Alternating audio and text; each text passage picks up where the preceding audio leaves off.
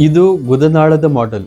ಇದರಲ್ಲಿ ನಿಮಗೆ ಈ ಹೊರಭಾಗ ಏನ್ ಕಾಣಿಸ್ತಾ ಇದೆಯೋ ಇದು ಸ್ವಿಂಕ್ಟರ್ ಮೆಕ್ಯಾನಿಸಮ್ ಅಂತ ಹೇಳ್ತೀವಿ. ಸ್ವಿಂಕ್ಟರ್ ಅಂದ್ರೆ ಇದೇನೆ ಮೋಷನ್ ನ ಹಿಡ್ಕೊಳ್ಳೋದಕ್ಕೆ ಹೆಲ್ಪ್ ಮಾಡುವಂಥದ್ದು. ನಮ್ಮ ಈ ರೆಕ್ಟಲ್ ಕ್ಯಾನ್ಸರ್ ನಲ್ಲಿ, ಈ ಲೋ ರೆಕ್ಟಲ್ ಅಂದ್ರೆ ಕೆಳಗಿನ ಭಾಗದಲ್ಲಿರುವಂತ ರೆಕ್ಟಲ್ ಕ್ಯಾನ್ಸರ್ ನಲ್ಲಿ ನಾವು MRI ಮಾಡಿಬಿಟ್ಟು ಈ ಸ್ವಿಂಕ್ಟರ್ ಮೆಕ್ಯಾನಿಸಮ್ ಫ್ರೀ ಇದೆಯಾ ಅಂತ ನೋಡ್ತೀವಿ.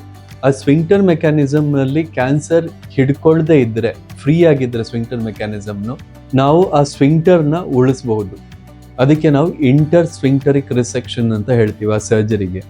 ಆ ಸರ್ಜರಿ ನಾವು ಕಾಮನ್ ಆಗಿ ರೊಬಾಟಿಕಲಿ ಮಾಡ್ತೀವಿ, ಅಂದ್ರೆ ರೋಬೋ ಯೂಸ್ ಮಾಡಿ ಮಾಡ್ತೀವಿ.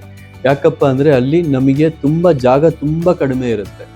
ಸೊ ಆ ಕಡಿಮೆ ಜಾಗದಲ್ಲಿ ಅಕ್ಯುರೇಟ್ ಆಗಿ ಸರ್ಜರಿ ಮಾಡಬೇಕು ಅಂತ ಇದ್ರೆ ರೋಬೋ ಯೂಸ್ ಮಾಡಿ ನಾವು ಆ ಸರ್ಜರಿನ ಮಾಡ್ತೀವಿ. ಅದರ ರಿಸಲ್ಟ್ ತುಂಬಾ ಚೆನ್ನಾಗಿ ಬರುತ್ತೆ.